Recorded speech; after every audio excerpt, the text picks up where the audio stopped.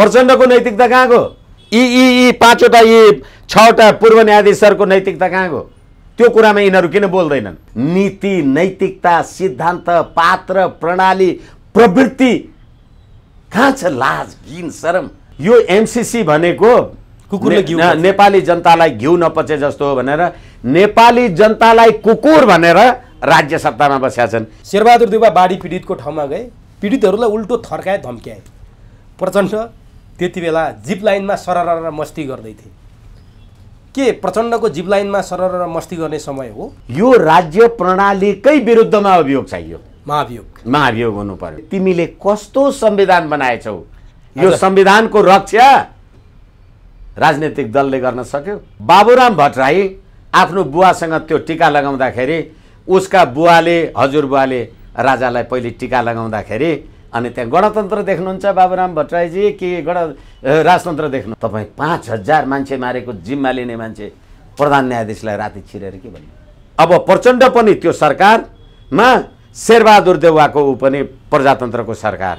अब यो देशमा चीनको सरकार चल्छ कि भारतको चल्छ? नेपाली जनता, नेपालको राज्य व्यवस्था, नेपाली जनताको सम्प्रभुता, स्वाधीनता, अखण्डता, भौगोलिक एकता, अखण्डता भन्दा बाहेक अरू सम्पूर्ण कुरामा संविधान संशोधन हुन सक्छ भनेपछि गणतन्त्र कार्यान्वयन भएको खोइ। यो हदसम्म विकृति कुनै समयमा थियो सर्वोच्चमा, आज जुन विकृति छ भूतो न भविष्य थियो, न यो भविष्यमा हुन्छ यस्तो विकृति। दर्शकवृन्द नमस्कार, चुरो कुरोमा तपाईलाई हार्दिक स्वागत छ।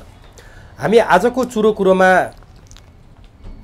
प्रधान न्यायाधीश चोलेन्द्र शमशेर राणाका कारण अदालतमा जुन किसिमको विवाद देखियो भनेर पूर्व न्यायाधीश मञ्च फोरमले विज्ञप्ति निकाल्नुपर्ने, बार एसोसिएसनले प्रधान न्यायाधीशसँग भेटेर हामी सल्लाह गर्छौँ, कुराकानी गर्छौँ भन्नुपर्ने, प्रधान न्यायाधीशले अब इजलास चिट्ठा प्रणालीको आधारमा तोक्छु भनेर आज फुलकोट र बार एसोसिएसनका पदाधिकारीसँग भनिसकेपछि र निरन्तर रूपमा प्रधान न्यायाधीशमाथि लखेट्ने काम भएको हो अथवा प्रधान न्यायाधीशले नै संविधान मार्ने काम, अदालतमा राजनीति घुसाउने काम, विकृति घुसाउने काम, यी सम्पूर्ण काम गर्नुभएको हो र प्रधान न्यायाधीशमाथि आज सम्पूर्ण शक्ति किन पछि लागेको छ, किन खेदिराखेको छ, यो एउटा एकछिन प्रश्न बनेको छ।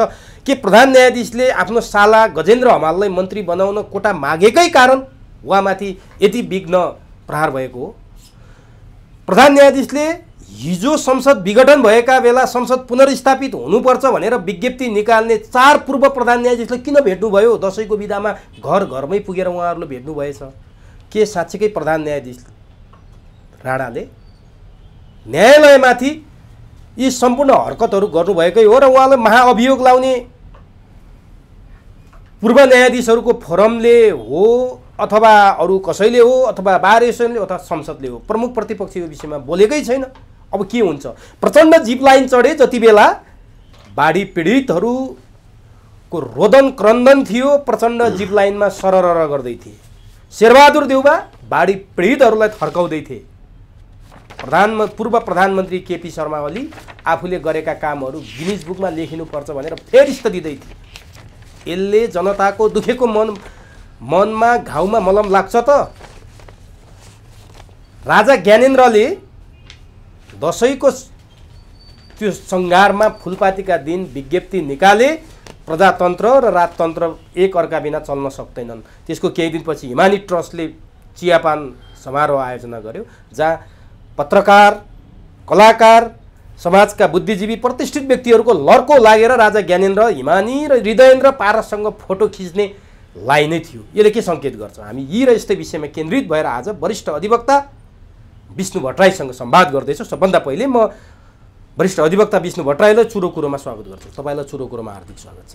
हजुर धन्यवाद। मैले केही कुराहरू पृष्ठभूमिमा सुनाए पनि म तपाईँ कानुनसँग सम्बन्धित व्यक्ति भएकै कारणले, कानुनको ज्ञाता भएकै कारणले सर्वोच्च अदालत र प्रधान न्यायाधीशबाट आजको विषय उठान गर्दछु। के साँच्चीकै प्रधान न्यायाधीश चोलेन्द्र शमशेर राणा यो हदमा चौतर्फी खेदिनुपर्ने अवस्थामा पुग्नु भएको कि तपाईँहरूले उहाँसँग कुनै पूर्वाग्रह राखेर खेद्नु भएको के हो? मैले यहाँबाट सुरु गरेँ। धन्यवाद। पहिलो कुरा त यो कुनै पद पदाधिकारी व्यक्तित्वलाई खेद्नुपर्ने, पछि लाग्नुपर्ने निजी रूपले मेरो कुनै आवश्यकता वाञ्छनीयता छैन। दोस्रो कुरा, प्रतिनिधि सभा पटक पटक विघटन हुँदा त्यसमाथि आपत्ति जनाउने राजनीतिक शक्ति, व्यक्ति र दलहरू र अहिले तपाईले भन्नुभएको न्याय क्षेत्रकै लब्ध प्रतिष्ठित व्यक्तित्वहरू यो प्रतिनिधि सभा विघटनको कार्यले सङ्घीय लोकतान्त्रिक गणतन्त्रात्मक धर्मनिरपेक्ष राज्य व्यवस्था नै खतरामा पर्यो भन्नुहुन्थ्यो। आज प्रतिनिधि सभा पुनर्स्थापित गर्ने सम्मानित सर्वोच्च अदालतको संवैधानिक इजलासका प्रमुख अथवा हाम्रो देशको न्यायपालिकाका प्रमुख प्रधान न्यायाधीश उप यो कुरा किन आइराखेको छ? उहाँले प्रतिनिधि सभा अथवा उहाँ समेतको इजलासले प्रतिनिधि सभा पुनर्स्थापित गर्दा त जय जयकार गर्ने तपाईहरु नै होइन भने अहिले प्रधान न्यायाधीशले भाग माग्यो, त्यसमा म कुरा राखौँला। अहिले प्रधान न्यायाधीशले भाग माग्यो, बारले यो कुरा भन्न गयो, बारले त्यो कुरा भन्न गयो भन्दा मलाई लाग्छ मैले आदरणीय पत्रकार उमेश सुवेदीजी समक्षै पनि कुरा गरेको छु। संवैधानिक इजलासमा न्यायाधीशहरू रिट निवेदकका वकिलहरूले भने बमोजिम फेरेको हो कि होइन र संविधानको धारा 137 ले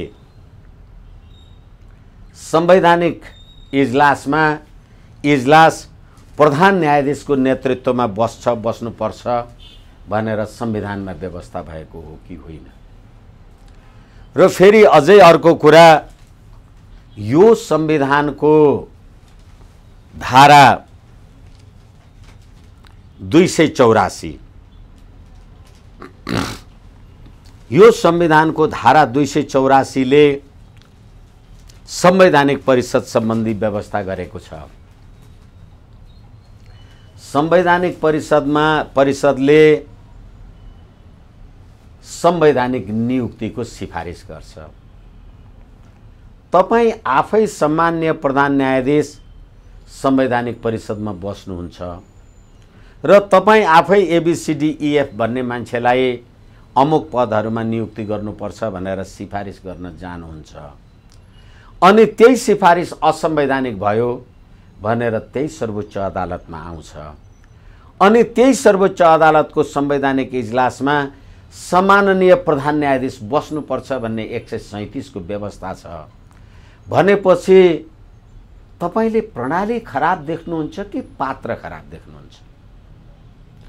म संवैधानिक परिषदमा नजाऊं, म संवैधानिक परिषदको सदस्य हुँ, प्रधान न्यायाधीश। अनि संवैधानिक परिषदको काम कर्तव्य र अधिकार संवैधानिक पदहरूमा नियुक्तिको लागि सिफारिस गर्ने हो।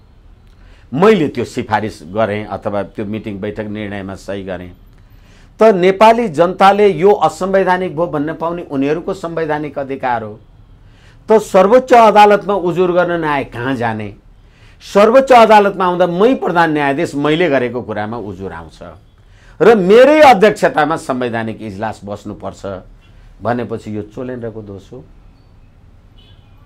यो प्रणाली मैले त धेरैचोटि तपाईहरुलाई भनेको छु, यो प्रणाली यस्तो प्रणाली तपाईले बनाउनु भएको छ। हिजो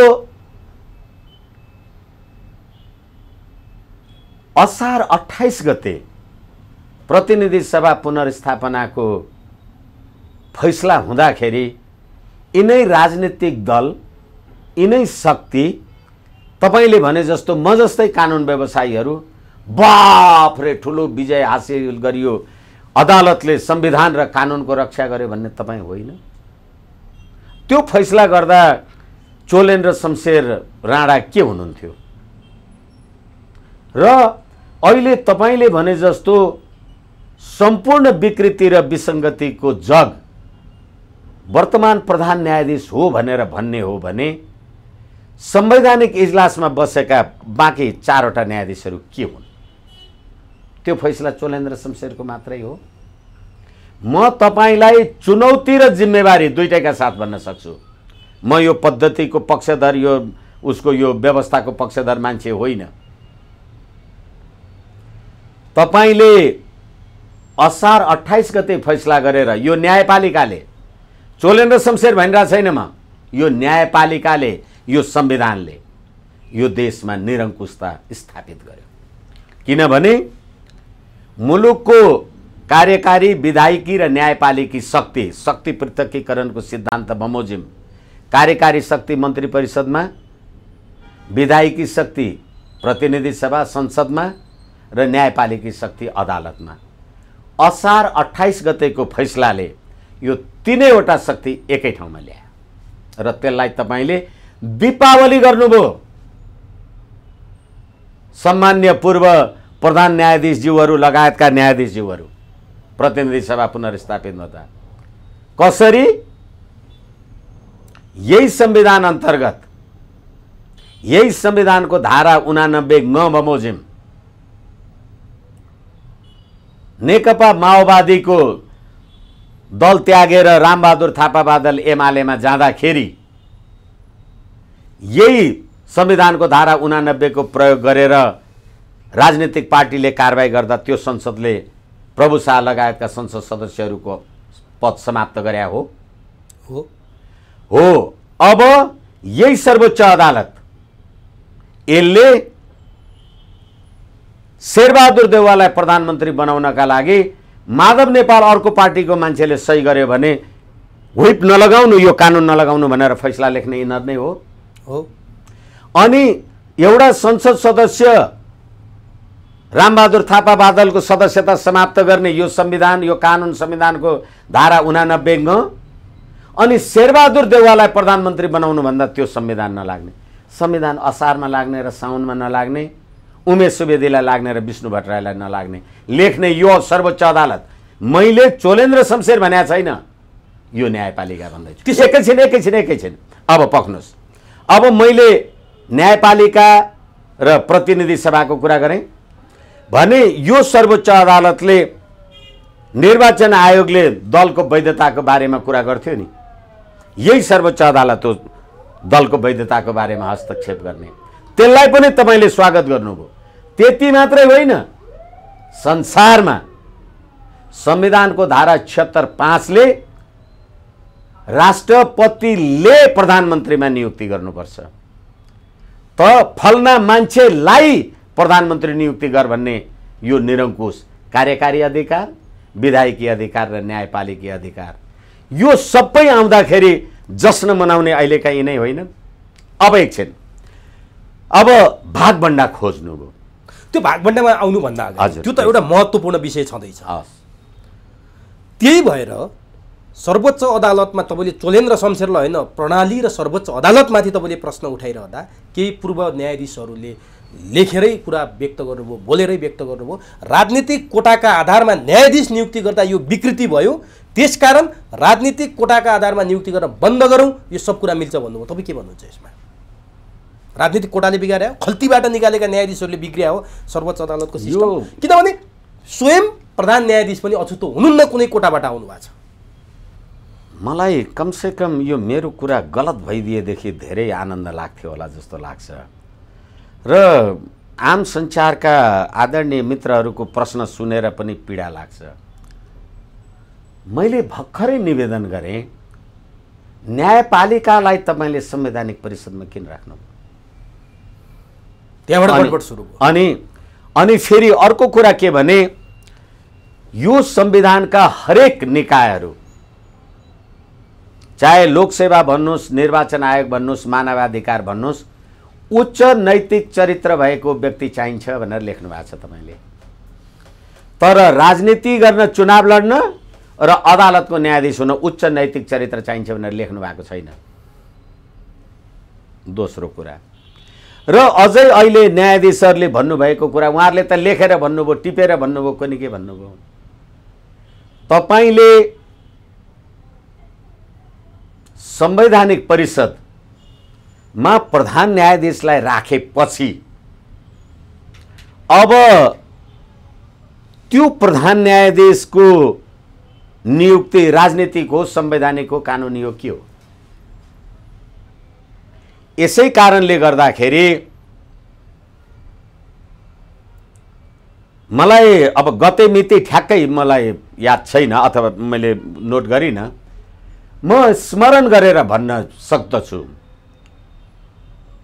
न्यायाधीशको रूपमा जब मान्य न्यायाधीश हरिकृष्ण कार्कीलाई सर्वोच्च अदालतको न्यायाधीशमा नियुक्ति सिफारिस गरियो, संसदीय सुनवाई समितिले भन्यो हरिकृष्ण कार्कीजी त एमाले समर्थित व्यक्तित्व हुनुहुन्थ्यो, उहाँ त्यहीँको कोटाबाट बारको अध्यक्ष हुनुभयो, बारको अध्यक्ष हुनुभयो, तुरुन्तै एटर्नी जनरल हुनुभयो, तुरुन्तै न्यायाधीश हुनुभयो, तपाईँ त राजनीति गर्न जानुपर्ने मान्छे यहाँ किन आउनुभयो भनेर त संसदीय सुनवाई समितिले सोधेकै थियो नि। अब फेरि अर्को कुरा, यिनै हरिकृष्ण कार्कीको अध्यक्षतामा यिनै चोलेन्द्र शमशेर राणाले अदालतमा, न्यायालयमा, अदालतमा होइन, न्यायालयमा भएका विकृति, विसङ्गति, भ्रष्टाचार, बिचौलियावाला कुरामा छानबिन गर्नको लागि कमिटी बनाउनु भयो। अहिले तपाईँ चोलेन्द्रको नाम लिइराख्नु भएको छ, त्यतिखेर अदालतमा विकृति, बिचौलिया, भ्रष्टाचार, विसङ्गति, राजनीतिक नियुक्ति थिएन भने त्यो कमिसन किन बनाउनु पर्थ्यो? भ्रष्टाचार रहेछ, कमिसन रहेछ, बिचौलिया रहेछ, प्रमाणित भयो, उहाँले छ भनेर प्रतिवेदन दिनुभयो, उहाँले छ भनेर प्रतिवेदन दिँदाखेरि कारबाही किन गर्नु भएन? अब फेरि त्यति मात्रै होइन, अहिले बारको मान्छेहरू के भन्नुभयो, बारको मान्छेहरू के भन्नु भएन भन्ने कुरा भन्दाखेरि पनि अब म तपाईँलाई निवेदन गरौँ, यो संवैधानिक परिषद सम्बन्धी व्यवस्थाको लागि के भन्छ भने, यस संविधान बमोजिम प्रधान न्यायाधीश र संवैधानिक निकायका प्रमुख र पदाधिकारीहरूको नियुक्तिको सिफारिस गर्न न्याय बमोजिमको अध्यक्ष र सदस्य रहेको एक परिषद हुन्छ भन्यो। भनेपछि प्रधान न्यायाधीश र संवैधानिक निकायका प्रमुख भनेपछि सर्वोच्च अदालतको न्यायाधीश भनेन। तर अब न्याय परिषद सम्बन्धी व्यवस्था हामीले हेऱ्यौँ भने अब यो सबै दफा दफा नियम निवेदन, अनि संवैधानिक न्याय परिषदवाला कुरा के गर्नुभयो भने सर्वोच्च अदालतका न्यायाधीशको सिफारिस त न्याय परिषदले गर्छ। यो संविधान हो यो। अनि त्यसै गरेर अब अहिले न्यायपालिकाको गरिमा, विश्वसनीयता भन्ने कुरा तपाईँले समाप्त गर्नुभयो। यो एकछिन अहिले सम्मानित सर्वोच्च अदालतको मान्य न्यायाधीश कुमार रेग्मीजी ललिता निवास प्रकरणमा भाटबटनी सुपरमार्केटको लिगल एडभाइजर भएको कारणले त्यसमा त्यो जग्गाको प्रकरणमा संलग्न हुनुहुन्छ भन्ने कुरा सार्वजनिक भएको होइन। अनि तपाईँ स्वच्छता कहाँबाट खोज्दै हुनुहुन्छ? अब सम्मानित संवैधानिक इजलास 5 जना सम्मान्य प्रधान न्यायाधीश लगायतका 5 जनाको संवैधानिक इजलासलाई हरिफोयालजीको एउटा इजलासले, एकल इजलासले संवैधानिक इजलासको काम कारबाही रोक्नु भन्दियो। यो संविधानले ल्याएको विकृति होइन भने सर्वोच्च अदालत हिजो पनि थियो। यो हदसम्म विकृति कुनै समयमा थियो सर्वोच्चमा, आज जुन विकृति छ भूतो न भविष्य थियो, न यो भविष्यमा हुन्छ यस्तो विकृति। अघि मैले तपाईँलाई भने न्यायपालिका, कार्यपालिका, राष्ट्रपतिको अधिकार सर्वोच्चले प्रयोग गर्ने र त्यो कुरा ठिक भनेर दीपावली गर्ने तपाईँ नै पूर्व प्रधान न्यायाधीशजीहरू होइन, अनि तपाईँहरू नै राजनीतिक दलहरू होइन। तिनै पूर्व प्रधान न्यायाधीशलाई दशैंको विधामा पालै पालो वर्तमान प्रधान न्यायाधीशले किन भेट्नुभयो होला? अब बेनिफिट अफ डाउटफुलनेस होला, कुनै हार्दिकताले भेट्नुभयो होला, आउने जाउने कुरा गर्नुभयो होला, त्यति मात्रै। एकछिन जुनसुकै कुराले भेट्नुहोस् होला, अब तपाईँ हामीले अथवा आम दुनियाँले शङ्का गर्न खोजे जस्तो उनीहरूले यो भेट्ने सेट्ने आदि इत्यादि भनेपछि चोलेन्द्रजीले भेट्नुको अर्थ थियो भने, हामीले शङ्का गरेको अर्थ थियो भने यो पूर्व प्रधान न्यायाधीशहरूको यो खबर आउँदैन थियो। भेट्यो होला, तर के हो भनेदेखि अहिले जुन रूपको उहाँहरूले न्यायपालिकाको स्वतन्त्रता र निष्पक्षताको कुरा गरिराख्नु भएको छ, तपाईँ पूर्व न्यायाधीशहरू, पूर्व प्रधान न्यायाधीशहरू अहिले राष्ट्रकोषबाट, राष्ट्रको ढिकुटीबाट करोडौँ सुविधा, तलब आदि इत्यादि जे खानुहुन्छ, बाढीमा बगेका मान्छेहरूको बारेमा तपाईँको चिन्ता छैन नि। तपाईँले राष्ट्रलाई दिने योगदानको बारेमा पनि चिन्ता छैन। अनि तपाईँले यो उत्कृष्ट संविधान अन्तर्गत राजनीतिक नियुक्तिले प्रधान न्यायाधीश ल्याउनुहुन्छ अनि न्याय परिषदको सिफारिसमा आएको न्यायाधीश र संवैधानिक परिषदको सिफारिसमा आएको न्यायाधीश, अनि भ्रष्टाचार गर्यो भने संविधानको धारा 101 बमोजिम, संविधानको धारा 239 को 2 बमोजिम संवैधानिक पदमा रहेका भ्रष्टहरूलाई अख्तियारले नपक्रिने भन्ने कानुन बनाउनुहुन्छ। तपाईँ न्यायपालिका विकृति विसङ्गति रहित खोज्नुहुन्छ है। यो पद्धति तपाईँ प्रधान न्यायाधीश भए पनि त्यही ल। त्यसो भए अब एकैछिन, यसै कारणले गर्दा प्रधान न्यायाधीशले भाग खोज्यो। त्यो भाग खोजे भन्दा अगाडि म त्यो भागमा अझै गएर स्ट्राइक गर्नेवाला छु के। म कहाँ गएँ भने के साँच्चीकै सकसमा परेका हुन् प्रधान न्यायाधीश चोलेन्द्र शमशेर र पूर्व प्रधान न्यायाधीशहरूको साथ खोज्न गए, मध्यरातमा प्रचण्ड प्रधान न्यायाधीशले भेट्न गए। यसले के भन्छ, यसले के सङ्केत गर्छ? ललिता निवास प्रकरणले के सङ्केत गर्छ? माधव नेपालजीलाई दल त्याग गरेको हुइप नलगाउनु भन्ने चोलेन्द्र शमशेर, अनि ललिता निवास प्रकरणमा त ऊ प्रधानमन्त्री हुँदा, बाबुराम भट्टराई प्रधानमन्त्री हुँदा भएको भ्रष्टाचारको बारेमा त सर्वोच्चमा विचाराधीन छ नि त मुद्दा। र तपाईको पार्टीको अग्निप्रसाद सापकोटाजी अर्जुन लामाको केसमा अहिले सर्वोच्च अदालतमा विचाराधीन भएको तपाईँ सभामुख हुनुहुन्छ। तपाईँ आफू मुद्दाको अभियुक्त भएर प्रधान न्यायाधीशकोमा राति राति भेट्न जाने अनि न्यायपालिकाको स्वतन्त्रता खोज्ने यी न्यायाधीश, यी 5 जना पूर्व न्यायाधीश किन जानुभयो? तपाईँ 5000 मान्छे मारेको जिम्मा लिने मान्छे प्रधान न्यायाधीशलाई राति छिरेर के भन्नु? अब नेपाली जनतालाई सुसूचित गर्ने अधिकार, सुसूचित हुने अधिकार कसले दिने? अब कार्तिक 15 गते ललिता निवास प्रकरणको सुप्रिम कोर्टको फैसला चोलेन्द्रको इजलासबाट हुन्छ भनेपछि के अब मन्त्री र प्रधानमन्त्रीले राति राति गएर भेट्ने? प्रचण्डलाई नभेट भनेर त पूर्व न्यायाधीशहरूले भन्नु भएन नि। अनि त्यो फैसलामा असर पर्यो भने चाहिँ अनि न्यायपालिकाको स्वतन्त्रता खोज्ने है तपाईँ।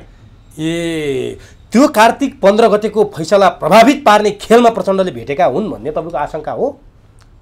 नभए तपाईँ प्रधानमन्त्रीकोमा पुगेको मान्छे खुसुक्क प्रधान न्यायाधीशकोमा किन छिर्नुभयो?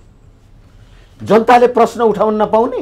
तर प्रधान न्यायाधीश पनि मध्यरातमा केपी ओली प्रधानमन्त्री हुँदा प्रधानमन्त्री निवास बालुवाटारमा छिर्नु भएको थियो। त्यति बेला प्रचण्डमाथिको मुद्दाको विषयलाई मान्छेले हेरिरहेका थिए। कति राम्रो कुरा गर्नुहुन्छ तपाईँहरू भने नि, कहिलेकाहीँ त साह्रै खुसी पनि लाग्छ भने। हिजो केपी शर्मा ओलीकोमा चोलेन्द्र शमशेर छिर्यो भन्दा यत्रो तपाईँ बबन्डर गर्नुहुन्थ्यो। आज तपाईँ आफै चोलेन्द्रकोमा किन छिर्नुभयो भने? पद्धति के ल्याउनु भएको रहेछ भन्दैछु। म व्यक्तिको कुरा गरिरहेको छैन, म सिद्धान्त र दर्शनको कुरा गरिराखेको छु। के ल्याउनु भएको छ त्यहाँनिर? तपाईँ बसे पनि यही हो। किनभनेदेखि म प्रधानमन्त्री, मैले तपाईँलाई प्रधान न्यायाधीशको लागि सिफारिस गरेँ। मेरो विरुद्धमा तपाईँले इन्साफ गर्नलाई मेरी बिल्ली मुजी से म्याऊ, त्यति मात्रै होइन उमेशजी। अलि क्षमा चाहूँ, यो संवैधानिक प्रणाली बुझ्नका लागि म तपाईँहरूलाई निवेदन पनि गर्छु। म प्रधानमन्त्री मैले अमुक मान्छे प्रधान न्यायाधीश हुन्छ भने र संसदीय सुनवाई समितिमा जाँदा मेरै पार्टीका संसद सदस्यले हुँदैन भने नैतिकता चोलेन्द्रसँग खोज्ने? प्रचण्डको नैतिकता कहाँ गयो? यी 5वटा यी 6वटा पूर्व न्यायाधीशहरूको नैतिकता कहाँ गयो? त्यो कुरामा यिनीहरू किन बोल्दैनन्? अनि संसदको नैतिकता कहाँ गयो? एक ठाउँमा नैतिकता खोज्ने? तर हरेक विषय हरेक क्षेत्रबाट चोलेन्द्र लखेटेका हुन्। फेरि पनि म व्यक्तिगत रूपले के भन्न चाहन्छु, म भन्न खोजे प्रधान न्यायाधीशको जुन क्रियाकलाप तपाईँले अघिदेखि व्याख्या गर्दै आउनु भएको छ, यी सबै क्रियाकलापले गर्दा अब आऊ मुख्य भागभण्डाको विषयमा। एकछिन हामी एउटा कुरा गरौँ। म प्रधानमन्त्री शेरबहादुर देउवाको वकिल, वरिष्ठ अधिवक्ता, महान दुनियाँले माने मान्छे। मैले शेरबहादुर देउवाको मुद्दामा रिट निवेदन लेख्दा के लेखेँ? डडेलधुराबाट निर्वाचित संसद सदस्य। मैले नेपाली काङ्ग्रेसको संसदीय दलको नेता भनिनँ, हतार नहोस् कृपया। अनि मैले रिट लेख्दाखेरि विपक्षी अग्निप्रसाद सापकोटालाई बनाएँ। अनि म शेरबहादुर देउवाको वकिल भएर विपक्षी अग्निप्रसाद सापकोटालाई बनाएँ, सभामुखज्यूलाई। म नै सभामुखज्यूकोमा गएर होइन प्रधानमन्त्रीको विरुद्धमा यो तपाईँले लेख्नुपर्छ, यस्तो लेख्नुपर्छ, त्यो रिट निवेदकलाई यसो गरे भने बल पुग्छ भनेर अग्निप्रसाद सापकोटालाई सल्लाह दिन जाने वादी र प्रतिवादीको वकिल मै होइन। त्यसमा ताली पड्काउने यी सर्वोच्च अदालतका पूर्व न्यायाधीशहरू होइनन्। तर एकछिन नीति, नैतिकता, सिद्धान्त, पात्र, प्रणाली, प्रवृत्ति कहाँ छ? लाज, घिन, शरम। तर ती तपाईँले कोड गरेका कोड अनकोड अधिवक्ताहरू पनि आज विरोधमा देखिएका छन्। हो, त्यसै कारण के प्रणाली बनाउनु भएको छ? अब म एकछिन म तपाईँलाई भन्दै थिएँ। अनि शेरबहादुर देउवालाई कुनै दलको सदस्य के अरे प्रतिनिधि सभाको कुनै सदस्य भनेर म रिट निवेदन लिएर गएँ। म शेरबहादुर देउवा, सर्वोच्च अदालतलाई थाहा छैन यो मान्छे नेपाली काङ्ग्रेसको संसदीय दलको नेता हो? मलाई थाहा छैन म संसदीय दलको नेपाली काङ्ग्रेसको नेता हुँ? म प्रजातन्त्रवादी। सुन्नुहोस्, तपाईँ न्यायपालिका, विधिको शासन। मैले झुटो निवेदन लिएर तपाईँ दर्ता गर्नुहुन्छ, खोज्नुहुन्छ तपाईँ न्याय। अनि यिनै कानुन व्यवसायीहरू, म जस्ता वरिष्ठ विद्वानहरू, त्यो झुटो निवेदन लेख्ने म, त्यो झुटो निवेदन दर्ता गर्ने तपाईँ, चोलेन्द्र शमशेर होस् कि सम्पूर्ण सर्वोच्च अदालत होस्। अनि चोलेन्द्र शमशेर लगायतका 5 जना न्यायाधीश, ईश्वर प्रसाद खतिवडाजीले यो फैसला लेख्नु भएको उहाँलाई महान छ भनेर आम सञ्चारमा आएको होइन। अनि अहिले दोषी चाहिँ चोलेन्द्र मात्रै हो, प्रणाली नै दोषी हो भन्ने हो। प्रणाली नै तो, किनभनेदेखि तपाईँले लेख्नु भएको फैसला चोलेन्द्र शमशेर राणालाई त 2 दिन अगाडि मात्रै थाहा दियो, अगाडि थाहा थिएन भनेपछि कसुरदार चोलेन्द्र रहेछ कि अरू कोही रहेछ? यो कुरा यी 5 जना अथवा यो न्यायाधीशहरूको समाज, उहाँहरूले चाहिँ त्यो कुरालाई लक्षित गर्नुहुन्छ कि गर्नुहुन्न? हिजो त्यही फैसला लेखेर प्रतिनिधि सभा पुनर्स्थापित भएर तपाईँ प्रधानमन्त्री हुँदा महान भएको मान्छे आज त्यही चोलेन्द्र शमशेर। अब चोलेन्द्र शमशेर मात्रै दोषी कि 5 जनाको इजलास दोषी कि प्रणाली दोषी भन्नेमा तपाईँले क्लियर पारिदिनु भयो। तर चोलेन्द्र शमशेरमाथि अर्को एउटा आरोप छ। हिजो केपी ओली प्रधानमन्त्री हुँदा पनि संवैधानिक परिषदको बैठकमा उहाँले भागभण्डा माग्नुभयो भन्ने कुरा आयो, जुन मुद्दा अहिले पनि विचाराधीन छ सर्वोच्च अदालतमा। त्यसै गरी शेरबहादुर देउवासँग 2 जना मन्त्रीको कोटा माग्नुभयो, गजेन्द्र हमाल उहाँकै कोटाबाट मन्त्री बन्या भन्ने चौतर्फी विरोधपछि 24 घण्टा नबित्दै राजीनामा दिनुभयो। केपी ओलीसँग पनि उहाँले मन्त्री माग्नु भएको थियो, दिने तयारीमा हुनुहुन्थ्यो, स्वयं केपी ओली रहनु भएन भन्ने कुरा आयो। अब न्यायपालिकाको प्रमुखले नै कार्यपालिकासँग कोटा माग्न थालेपछि संविधान रह्यो, सर्वोच्च रह्यो। फेरि अनि चोलेन्द्रमाथि प्रश्न उठेन? होइन, फेरि पनि पीडाका साथ सर्वोच्च अदालतलाई सरकार बनाउने अधिकार छ। मलाई सरकार बनाउने अधिकार दिन आएको तपाईँ होइन शेरबहादुर देउवा? प्रचण्डजी, माधव नेपालजी, तपाईँ मलाई सरकार बनाइ माग्न आग्नु भएको होइन? सरकार बनाउने म, पार्लियामेन्ट खोइ। दल नेपाली काङ्ग्रेस संसदीय दलको नेता म, कुनै संसद सदस्य भएर निवेदन दिएर दर्ता गर्ने चोलेन्द्र र प्रचण्ड, शेरबहादुर देउवा र माधव नेपाल मिलेर गरे होइन? त्यसैको भागभण्डा हो? एकछिन, होइन भनेदेखि त्यो निवेदन कसरी दर्ता भयो? झुटो बेहोराको निवेदन कसरी दर्ता भयो? एक। र अर्को कुरा के हो भने भागभण्डावाला कुरा तपाईँले धेरैचोटि गरिराख्नु भएको छ।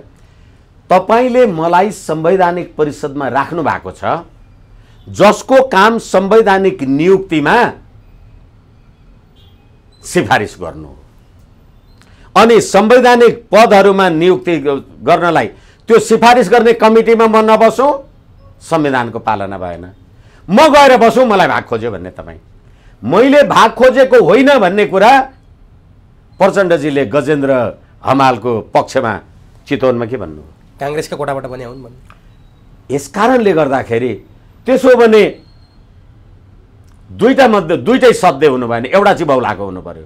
कि चोलेन्द्र शमशेर ठिक हुनु भएन कि प्रचण्ड ठिक हुनु भएको भएन? कि चोलेन्द्र बहुलाको हुनु पर्यो? तपाईँले भन्नु खोजे त्यही होला नि, प्रश्न भनिदिनु न। होइन, प्रचण्ड बहुलाको हुनु पर्यो? होइन भनेदेखि त त्यत्रो क्षमता भएको 165 को पार्लियामेन्टको संसद सदस्य भएको त्यो राजनीतिक दल, त्यो पार्टी, त्यो सरकारलाई हाँकेर लिएर जाने प्रचण्डले गजेन्द्र हमालजीको पक्षमा वकालत गर्नुभएको हो भने चोलेन्द्रले भागभण्डा खोजेको थियो? खोजेको थिएन भने किन राजीनामा दियो त गजेन्द्र हमालले? एकैछिन, यसै कारणले गर्दाखेरि बाघको, नदीको, पशुको, छुरीको, राजाहरूको, शवसुन्दरीको विश्वास नगर्नु, यिन जात कप्टी, अवसर परे मार्दछ दाँत कप्टी। अहिले ठ्याक्कै त्यही नेपालीमा भनिदिनु न त यसलाई। यो यो यो यो अङ्ग्रेजीमा हो र? अङ्ग्रेजी संस्कृत जस्तो लाग्छ। होइन होइन, यसै कारणले गर्दाखेरि तपाईँ जब सत्तासँग निकट हुनुहुन्छ, बाघ भने त बुझ्नुभयो, नदी भनेको खोला कतिखेर बगाउँछ कि के हुन्छ, बाघले कतिखेर झम्टिन्छ ठेगान हुँदैन। बाघको, नदीको, पशुको, तपाईँले घरमा गाई भैँसी गोरु पाले होला, कतिखेर हानिदिन्छ ठेगान छैन नि। म तपाईँलाई हानिदिनु त भन्दैन। पशुको, छुरीको, तपाईँको खल्तीमा, तपाईँको कम्मरमा बाँधेको खुकुरीले तपाईँलाई नकाट्ने होइन नि। अहिले जसरी चोलेन्द्र शमशेर र प्रचण्डजी र माधव नेपालहरू त्यो कार्तिक 15 को फैसलाको लागि हेर्दै, पशुको, छुरीको, राजाहरूको भनेको राज्य सत्ताको, राज्य भोगको, चोलेन्द्रले राज्य सत्तामा भाग खोज्यो भनेको कारणले राजाहरूको, सब सुन्दरीको भनेपछि अत्यन्त सुन्दर केटी मान्छे छ भने सबै लोग्ने मान्छेहरूको उसँग आकर्षण हुन्छ, जुनसुकै बेलामा पनि तपाईँलाई घटनामा पारिदिन सक्छ।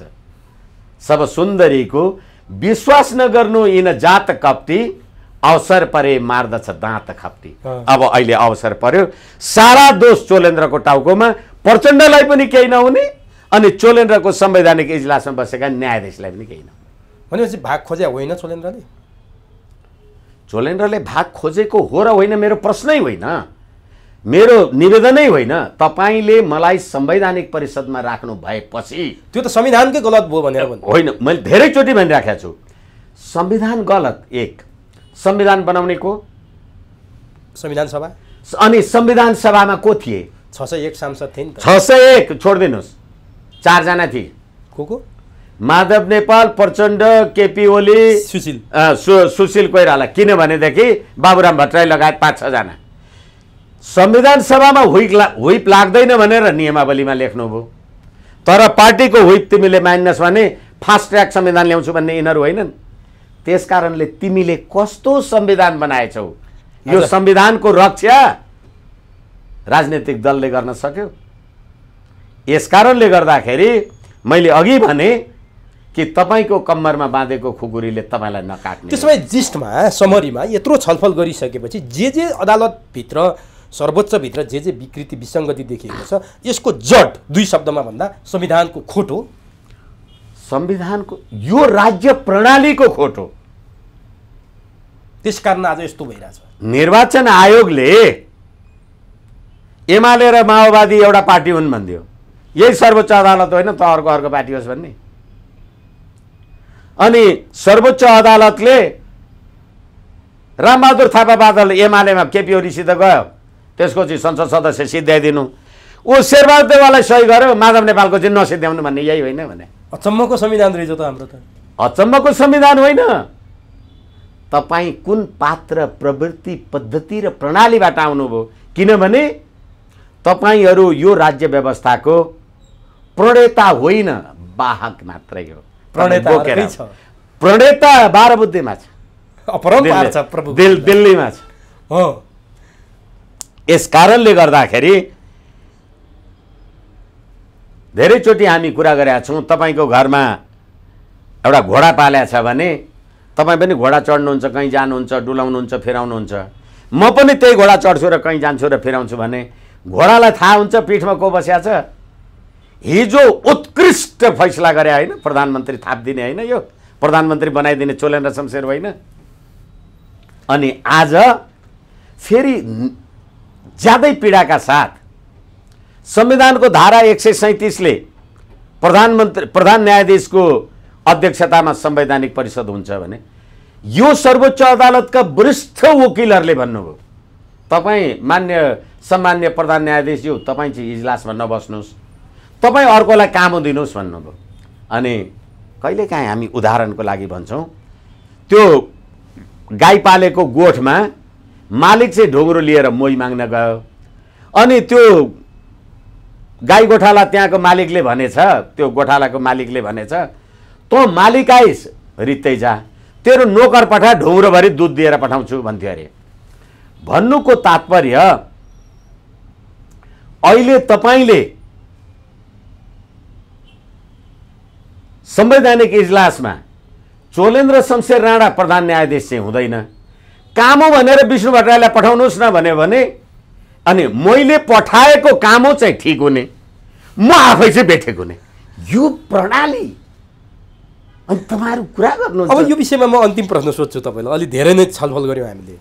आज चोलेन्द्र शमशेर राणाले भागभण्डाको विषयको आरोपमा के कुरा गर्नुभयो फुलकोट र बार एसोसिएसनका प्रतिनिधिसँग भने, जो माथि गजेन्द्र हमालमाथि मेरो नाताको आरोप लगाइयो, 2041 सालमा मेरो श्रीमतीको जेठी श्रीमतीको निधन भएपछि त्यो परिवारसँग मेरो हेलमेलै छैन, आवत जावतै छैन, यो मलाई गलत आरोप लगाइयो र अब म सर्वोच्च अदालतमा चिट्ठा प्रणालीबाट इजलास तोक्छु भनेर उहाँले प्रतिबद्धता जनाउनु। अब सक्यो सर्वोच्च अदालतको विवाद, विसङ्गति, विकृति, अब टुङ्गो लाग्यो हो।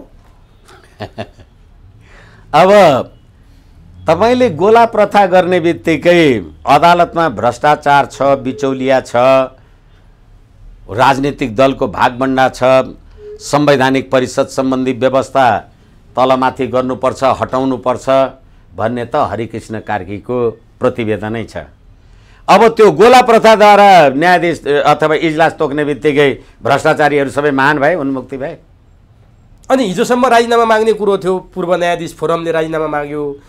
अब बार एसोसिएसनका अध्यक्ष चण्डेश्वर श्रेष्ठले चाहिँ हामी बसेर छलफल गर्छौँ भन्नुभयो, कतिपयले महाअभियोगका कुरा गरे। अब के हुन्छ त? अब उहाँले यो आज प्रतिबद्धता जनाइसकेपछि मेरो त नातै छैन भन्नुभयो। एकैछिन, तपाईँले संवैधानिक तपाईँले गोला प्रथाद्वारा ठिक छ, अमुक मुद्दा फल्ना बेन्चमा, अमुक मुद्दा फल्ना बेन्चमा, एउटा कुरा ठिक छ, प्रतिबद्धता गर्नुभयो होला, जाहेर गर्नुभयो होला, तर जिल्ला अदालतमा त त्यो कुरा कायमै छ त।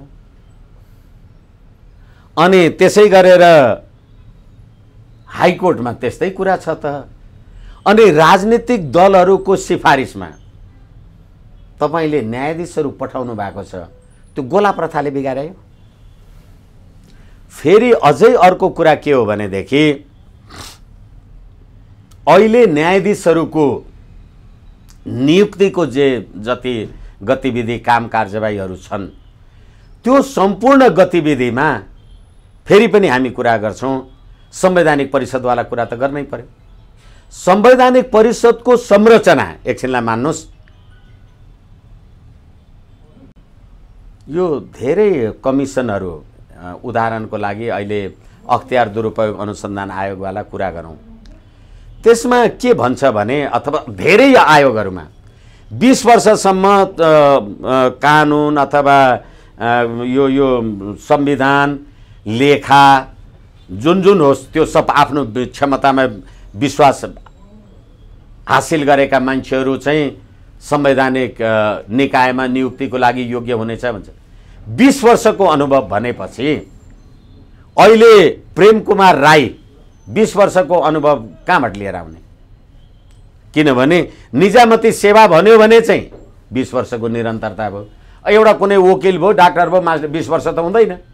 तर हिजो 20 वर्ष तपाईँ निजामती सेवामा हुँदा त्यही मन्त्री र प्रधानमन्त्रीलाई सलाम गरेर जागिर खानुभयो, त्यहीबाट सेवानिवृत्त हुनुभयो। अब अहिले त्यही मान्छे प्रधानमन्त्री भएको छ, त्यसलाई अख्तियार दुरुपयोग अनुसन्धान आयोगको अध्यक्ष बनाउनुहुन्छ तपाईँले, प्रमुख बनाउनुहुन्छ तपाईँले, अनि त्यहाँबाट भ्रष्टाचारको मुद्दामा बुढी गण्डकीमा चाहिँ 9 अर्ब भ्रष्टाचार गर्यो भनेको छ। अब त्यसले प्रधानमन्त्री शेरबहादुर देवाललाई पक्रेर कार्यवाही गर्छ यो प्रणाली। अनि अहिले गोला प्रथा केही अर्थको विषय के त अब महाअभियोग राजीनामा के? अब चोलेन्द्र शमशेरको अगाडिको के देख्नुहुन्छ बाटो? यो म धेरैचोटि मैले भने म कुनै एउटा पद पदाधिकारी नामसँग सम्बद्ध होइन। यो राज्य प्रणालीकै विरुद्धमा अभियोग चाहियो, महाभियोग हुनु पर्यो, कुनै व्यक्ति पर्टिकुलर होइन। किनभनेदेखि अहिले त चोलेन्द्र शमशेरले बनाइदिएका सरकार, चोलेन्द्र शमशेरले बनाइदिएको प्रतिनिधि सभा, तपाईँलाई म भनौँ 275 को पार्लियामेन्टमा 63 जना मात्रै सदस्य होइन नेपाली काङ्ग्रेस। नेपाली जनताले उसलाई प्रधानमन्त्री हुन योग्यता दिएको थियो, अधिकार दिएको थियो।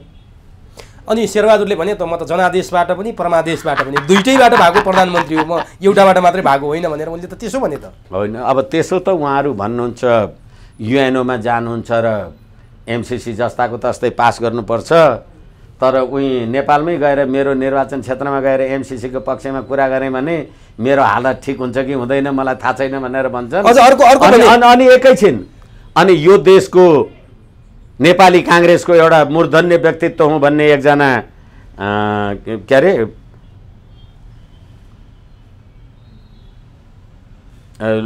नुवाकोटको अर्जुन नरसिंह होइन, अहिले रामशरण महत जस्ता मान्छेहरू यो एमसीसी भनेको नेपाली जनतालाई घिउ नपचे जस्तो हो भनेर नेपाली जनतालाई कुकुर भनेर राज्य सत्तामा बसेका छन्। योभन्दा ठुलो अर्को कुरा म तपाईँलाई अर्को कुराको जिज्ञासा मेट्न चाहन्छु।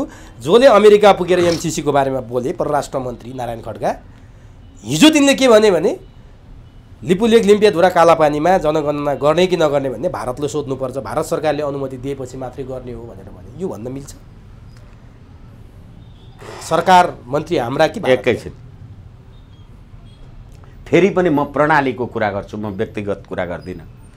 तपाईले यही रामशरण महत भन्ने पात्र नेपालमा सङ्घीय लोकतान्त्रिक धर्मनिरपेक्ष गणतन्त्रात्मक प्रणालीको सरकारको अहिले त्यो सरकारको नेतृत्व गर्ने पार्टीको एउटा मूर्धन्य व्यक्तित्व यो रामशरण महत भन्ने मान्छे दिल्लीमा गएर धर्म सापेक्ष नरेन्द्र मोदीजीसँग प्रणाम गरेर नेपालमा प्रजातन्त्रका लागि, त्यो प्रकाश शरण महत हो त्यो उसको भाइ रामशरणको होइन, पछिल्लो पटक रामशरण ऊ गएर उत्तर प्रदेशको योगी आदित्यनाथलाई भेटेर उहाँसँग एकदम सौहार्दपूर्ण काम कार्यवाही भयो। उनीहरू हिन्दुत्वको बारेमा के छन् लामो कथामा म जान्न, तर के हो भनेदेखि नेपालमा प्रजातन्त्रको निरन्तरताका लागि तपाईहरुको सहयोग हामीलाई एकदम आवश्यक छ भनेर मैले भनेर आएँ भनेर उनले एउटा अखबारमा त्यो आजको कुराहरुमा चाहिँ छलफलमा उहाँले आफ्नो अभिव्यक्ति राख्नुभयो। त्यतिखेरै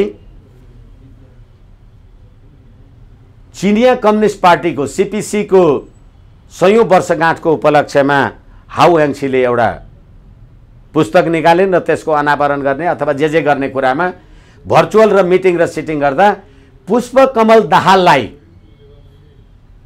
र केपी शर्मा ओलीलाई कम्युनिस्टहरुको एकगठ बनाएर कम्युनिस्टहरूको सरकार बलियो बनाउनुपर्छ भनेर यता कुरा गरे भने अब प्रचण्ड पनि त्यो सरकारमा शेरबहादुर देउवाको ऊ पनि प्रजातन्त्रको सरकार। अब यो देशमा चीनको सरकार चल्छ कि भारतको चल्छ भने नेपाली जनताको राजकीय सत्ता, राष्ट्रिय एकता, स्वाधीनता, सम्प्रभुता कहाँ गयो? त्यसपछि लिम्पियाधुराको जनगणना गर्न भारतको सोच्नु पर्यो। हो, यसै कारणले यो पद्धतिको अन्त्यको बाहेक अर्को विकल्प छ। अब यो पद्धतिको अन्त्यको कुरा गर्दा हामी पनि कार्यक्रमको अन्त्यतिर छौँ। तपाईँले भनिदिनुहोस् कि यो पद्धतिको अन्त्य गरेर राज संस्थाको पुनर्स्थापित हुनु पर्यो भनेर मान्छेहरू भन्न थाले। त्यसैको सन्देश हो या के हो? बडा दशैंको अवसरमा राजा ज्ञानेन्द्रले दिएको सन्देशमा राजतन्त्र बिना प्रजातन्त्र र प्रजातन्त्र बिना राजतन्त्र अगाडि बढ्न सक्दैन भनेर राजा ज्ञानेन्द्रले लामो समयपछि आफ्नो मुख खोलेर यति कुरा बोले। हिमानी ट्रस्टले आयोजना गरेको चियापानमा खेलाडी, पत्रकारदेखि लिएर बुद्धिजीवीहरूको लर्को लाग्यो। राजा ज्ञानेन्द्र, हृदयेन्द्र, हिमानी, पारससँग फोटो खिच्न लाइनै लाग्यो।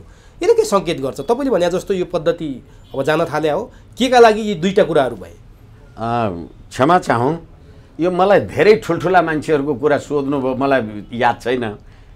तर पद्धति अन्त्य भएपछि आउने पद्धति त त्यही होला नि त। तपाईँ त्यसैको वकालत गर्नुहुन्छ। ए होइन, एकैछिन।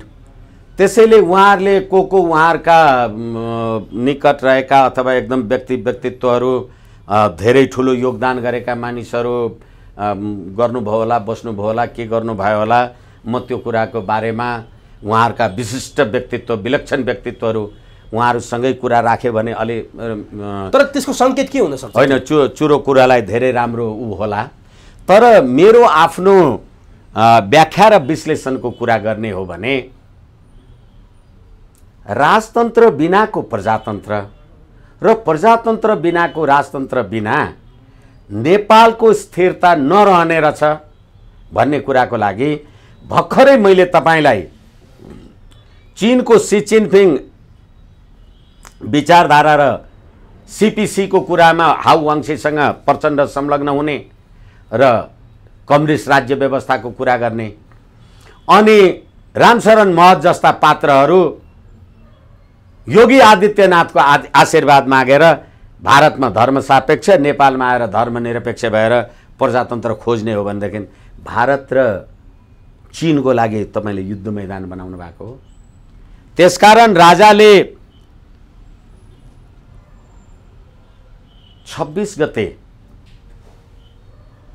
फुलपातीको दिन किन वक्तव्य दिए?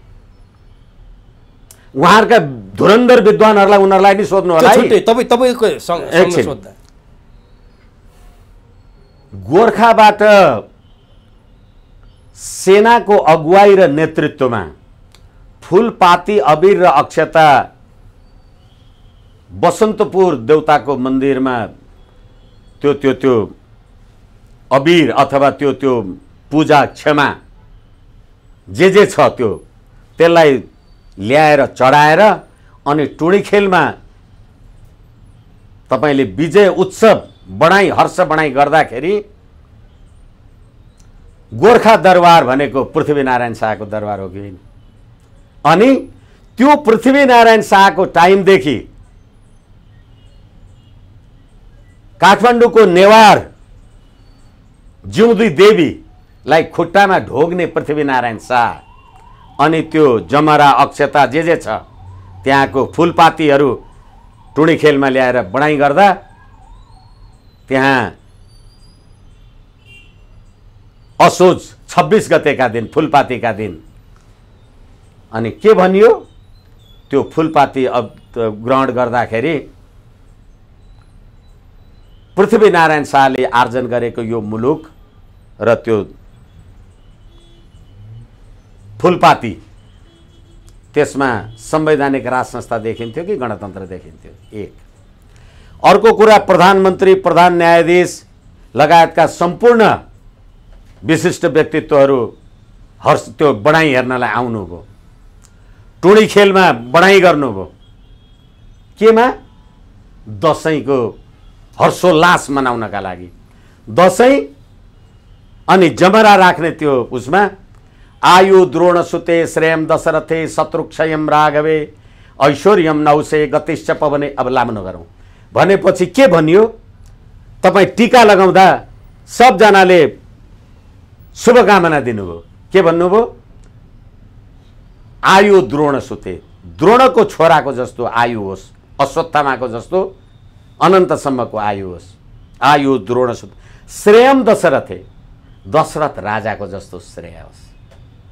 शत्रुक्षयम राघवे, रामचन्द्र जस्तो शत्रु क्षय गर्ने त्यो शक्ति होस्। र रावणलाई वध गरेको विजयादशमीको दिन त्यो टीका र अक्षता र जमरा प्रचण्डे सरचण्डे लगायतका सम्पूर्णले मान्छन् भने राज संस्था कहाँ गयो? तर एकछिन, अनि यसकारणले मैले तपाईँलाई भने, तपाईँहरू पूर्व राजा भन्नुहुन्छ, राजा रामचन्द्र 14 वर्ष वनवास जाँदाखेरि युद्ध लड्दा पूर्व भएका थिए उनी?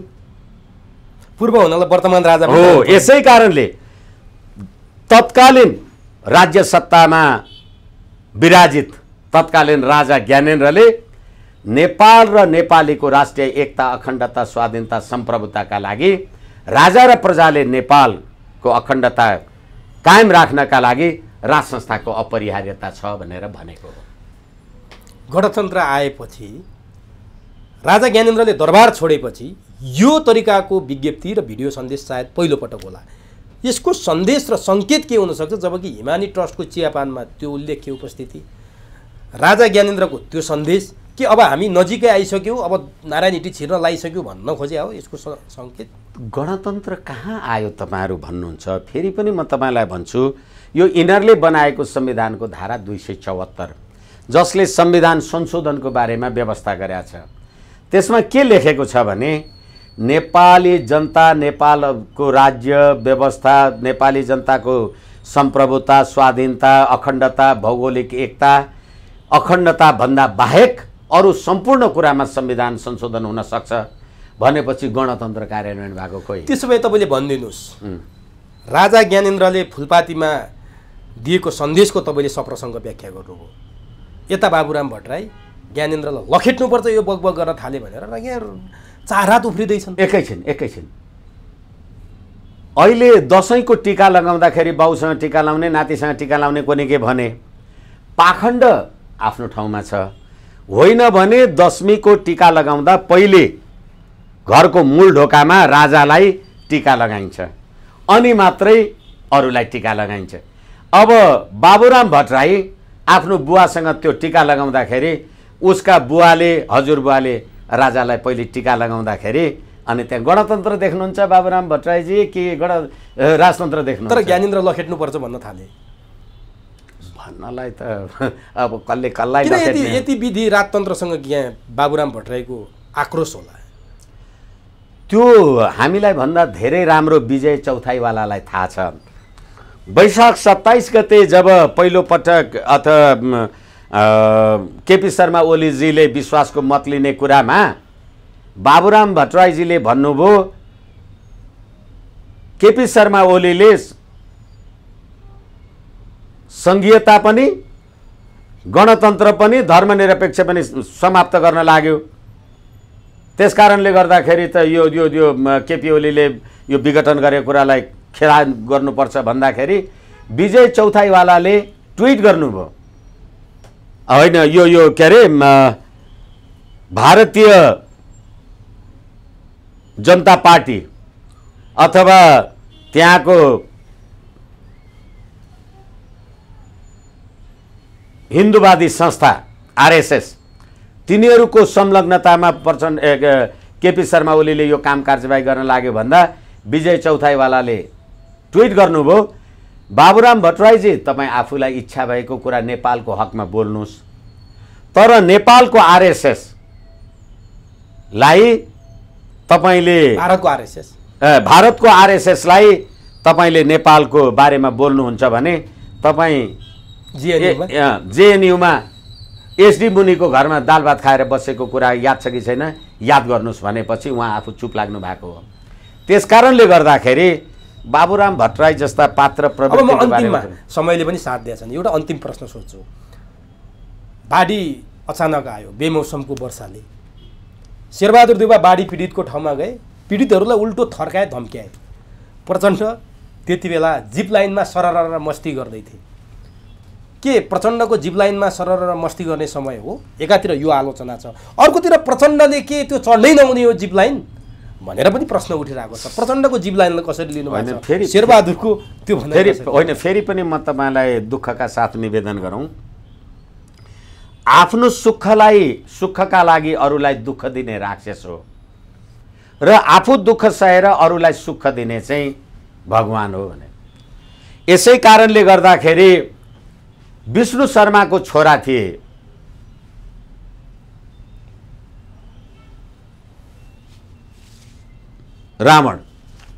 रावण विष्णु शर्माको छोरा, बाहुनको छोरा थिए र तिनी अपराधीको रूपमा राजा रामचन्द्रले वध गरेर दुखीको हरण गर्नुभयो र उनी सधैँ दुनियाँलाई दुःख दिएर आफू सुख मान्थे, त्यो राक्षस भयो। रामचन्द्र छेत्रीको छोरा भए पनि सधैँ जनताको कल्याणको लागि आफू 14 वर्ष युद्ध गरेर तिनी भगवान भए। भन्नुको तात्पर्य अहिले अपराधीहरू चुई हाइया गरेर यो जिप लाइन अथवा अनेक र थोकको रमाइलो उत्सव राष्ट्रकोषबाट लखनऊ लुट्नु भएको छ। जनता पीडितहरू सडकमा मरिराखेका छन् अनि यी अपराधीहरूको बारेमा धेरै छलफल गर्नु केही अर्थ छैन। हस्, समय दिनुभयो, अत्यन्तै महत्त्वपूर्ण भनाइ राखिदिनु भयो, यसको लागि तपाईँलाई हार्दिक धन्यवाद। हवस्, धन्यवाद, नमस्कार।